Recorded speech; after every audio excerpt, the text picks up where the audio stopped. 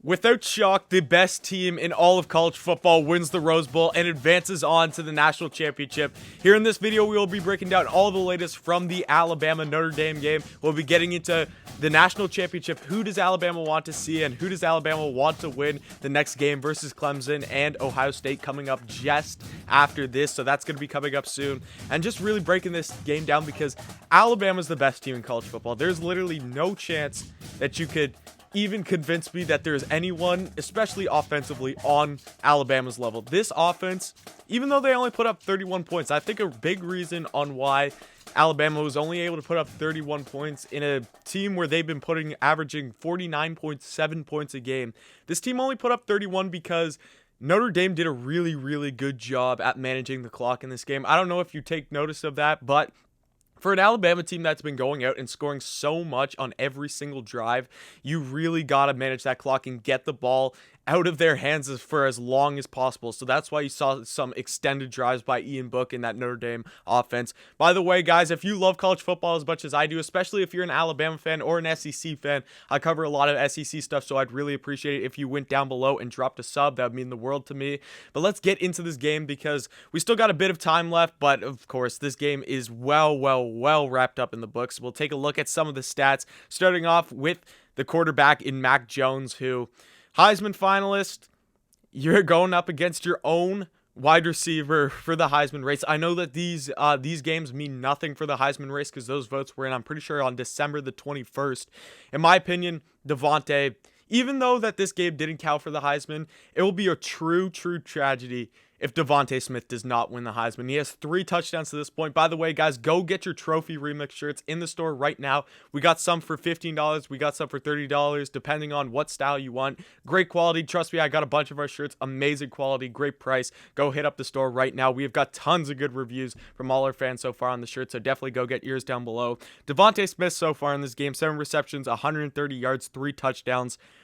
That kid can flat out play. Like, I cannot wait. I'm a huge Chicago Bears fan. He is definitely circled on my draft board right now for the Chicago Bears.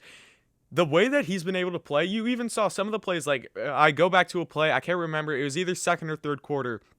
Mac Jones gets his arms hit while he's throwing the ball. The ball flutters up in the air. Devontae literally climbs a ladder just to go. It looked easy for him. He just jumps up, simply catches the ball, come down with it. When that's a catch, and that's a scenario where with other teams, if you're not Alabama, if you don't have this wide receiver group that Alabama does, that ball's probably going to be picked. You leave a ball floating up there for the defense like that, they're going to go out and get that ball. Devontae Smith just did an amazing job going up there and get that ball. Najee Harris, again, like, if this guy was able to turn up more a bit in the first half of the season, he has had such a strong past couple games that this guy is the best running back. I've been saying it since the beginning of the season. Best running back in all of college football. I don't think that even Travis Etienne doesn't compare to him for me. What Najee Harris is able to do is absolutely insane. You just saw it with the hurdle that he had in that game. That huge run he had, hurdled over the Notre Dame defender, was able to run for like 30 plus yards down the field after that. And just the way he finishes tackles, there were many times, multiple times in this game where it looked like the Notre Dame defense has swarmed Najee Harris. He was able to turn that into first downs. He was literally hit at the line of scrimmage and able to turn that into 10, 15 plus yard gains. He is just such a fun player. This whole Alabama, and I know a bunch of people get mad about all the media that Alabama gets. A bunch of people get mad at guys like Gary Danielson for constantly going out and talking good about Alabama. It's because they're a good team. Like, if we're being honest, Alabama is such a good team that you honestly cannot sit back and not be wowed by what you're watching on the screen. I completely understand. I'm not a Alabama fan at all. Like, if push comes to shove, when Alabama's playing Florida, when Alabama's playing LSU, when Alabama's playing Georgia and stuff like that, I sometimes find myself rooting for the other team because, like, I'm the same as you guys. I don't want to constantly keep seeing the same team win. But there just comes a point where you have to sit back and realize that this team just plays football at such a different level than the rest. And it is truly, if you are a true fan of appreciating, especially this season for Alabama offensive football, this is a team that you just sit back on a Saturday.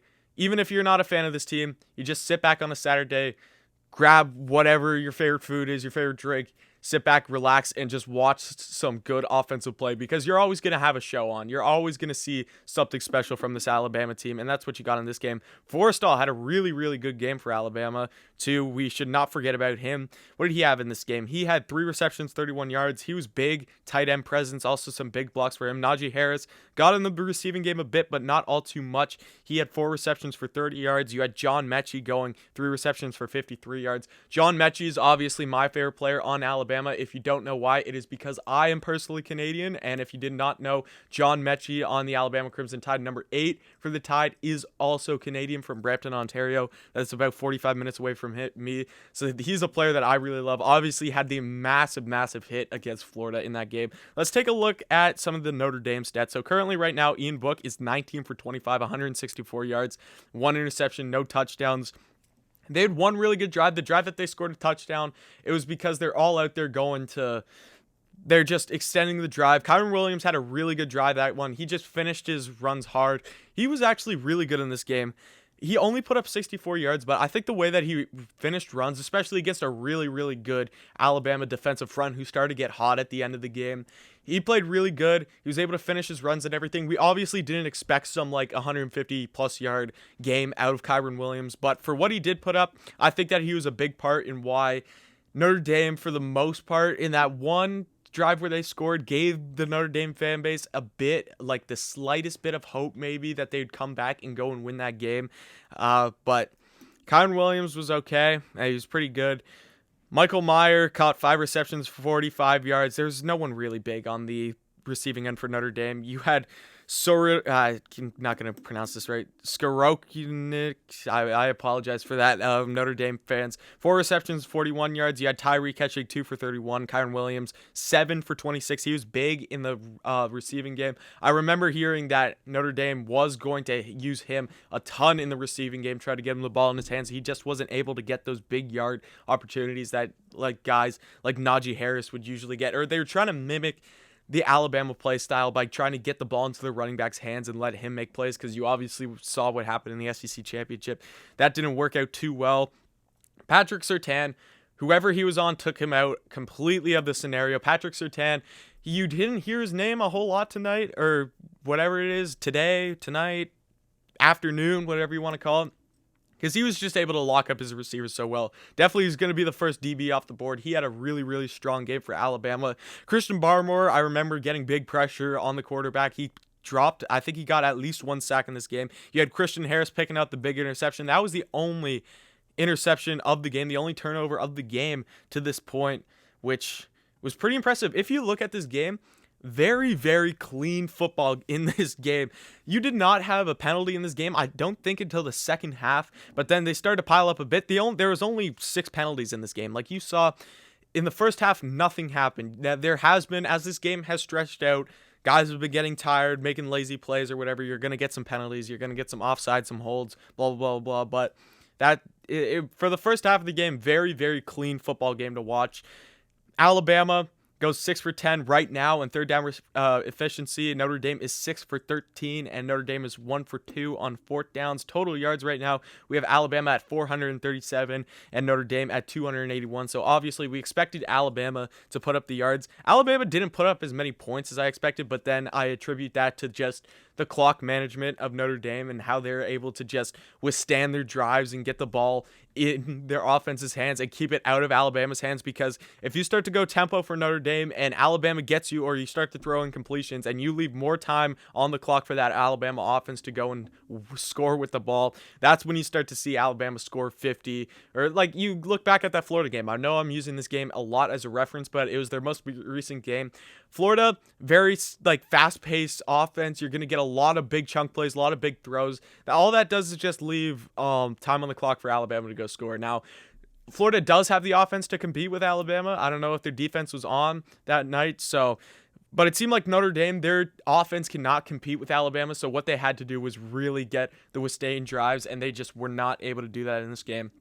The game coming up next, obviously you can see I'm a big Gamecocks fan behind me. I got 2 Gamecocks jerseys and then a Deebo Samuel jersey behind me. I also got the Joe Burrow. I'm not really an LSU fan. I'm just really big Joe Burrow fan, and I got the jersey because that was a really fun season last year. I'm going to be cheering for Ohio State, no question about it. And I think that Alabama fans definitely want to be cheering for Ohio State too. Clemson is definitely after Alabama, in my opinion, even though I hate to say it, Clemson is the second best team in college football after Alabama. Ohio State, though, unlike this game, I didn't think that Notre Dame had the talent to be able to hang with Alabama. I didn't think that Notre Dame would have the game plan to compete with Alabama. Clemson does, even though that Clemson's favored in this game by I think a touchdown or like 7.5 or something like that. There is no doubt in my mind that if Ohio State comes out firing, if all they have the talent, if you look at the guys on that team, you got Justin Fields, you got Julian Fleming, you got, I know Smith Najiba is out for this game, you got Garrett Wilson, you got Trey Sermon, who had an absolute monster game in the Big Ten championship, got Master Teague. There is a lot and a lot and a lot of talent on that Ohio State offense. So there's no doubt in my mind that Ohio State can win. Is just, will they game plan and will they have their guys ready enough to compete with Clemson? I know Clemson has a massive defensive front presence, so that's going to be a big threat for Ohio State. How's their offensive line going to hold up? How are they going to get the rushing game going? But I'm going to be cheering for Ohio State. You should expect Clemson to win. Alabama, expect to see Clemson in the national championship, in which this year I think is in Miami, if I am correct. But should be an amazing game. Thank you so much for watching this video, guys. Roll Tide as always. I'm going to be hoping for them to win the national championship from an SEC fan perspective, and because I'm expecting them to play Clemson, and there's no chance I want Clemson to win the national championship. So thank you so much for watching this video, guys. I appreciate it. Definitely drop a like down below, subscribe, comment anything about college football, and thank you for watching, and come back next time.